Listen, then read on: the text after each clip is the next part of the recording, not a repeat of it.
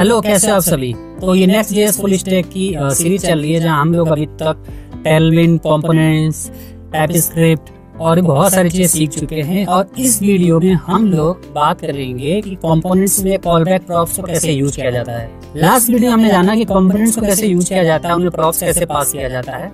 और last video में ही मैंने आपको एक नेस्टेड कंपोनेंट बनाने के लिए बोला था, तो उसका आंसर भी आपको इसी वीडियो में मिल जाएगा। अब ये समझते हैं कि कॉलबैक प्रॉप्स होते क्या हैं। लेट्स सपोज आपके पास दो कंपोनेंट्स हैं, ठीक है, एक है हेडर और दूसरा है हेडर नेव, ठीक है। अब आप क्या चाहते हैं कि जब हेडर नेव आइटम्स में कहीं पर भी कोई क्लिक हो, जहां पर आपने क्लिक के लिए लगाया होगा, उसका कॉलबैक आपको हेडर वाले पेज में मिले।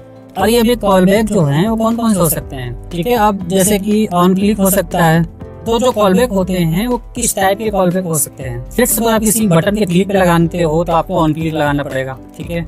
आपको ऑन क्लिक का एज अ कॉलबैक यूज करना पड़ेगा। बट लेट्स सपोज आप ऑन क्लिक नहीं चाहते हो, आप चाहते हो कि किसी बटन के या कहीं किसी इनपुट के चेन पे लगा, तो आपको ऑन चेन लगाना पड़ेगा फिर वहाँ पर। तो इस टाइप के कॉलबैक को आप यूज कर सकते हैं। ऑन क्लिक पर कोई कॉलबैक यूज कर सकते हैं, ऑन चेन पर कोई कॉलबैक यूज कर सकते हैं, ठीक है।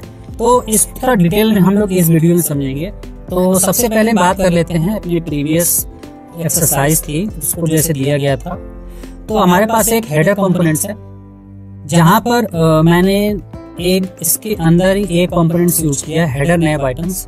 जो डेटा मुझे प्रॉप्स के थ्रू यहाँ पर आ रहा था नेव आइटम्स में, वही डेटा मैंने पास कर दिया नेव आइटम्स में। और ये है नेव आइटम्स, जहाँ पर आप देख सकते हैं कि बहुत सारे बटन बने पड़े हैं। तो अब हम प्रॉब्लम को बनाते हैं।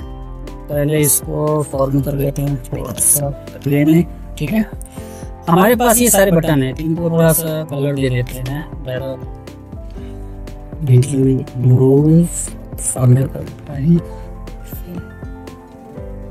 हेडिंग दे देते हैं, ठीक है। ये सारे बटन है। हम चाहते हैं कि जब भी इन बटन पर कोई क्लिक करे तो उनके कॉलबैक्स मुझे यहाँ पर इस वाले फंक्शन मिले, ठीक है।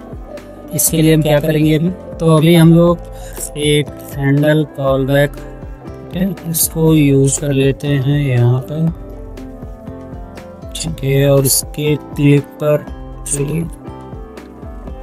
अब आते हैं हम लोग हेडर वाले कंपोनेंट्स, ठीक है। यहाँ पर किस नाम से दिए हम लोग, हैंडल कॉलबैक। अभी जो एरर आ रहा है एक्चुअली ये इसलिए आ रहा है क्योंकि जो बाय डिफॉल्ट होता है जो कंपोनेंट, वो by default server side component होता है, ठीक है। हमें इसे क्लाइंट साइड कन्वर्ट करना पड़ता है, ठीक है, ठीक है।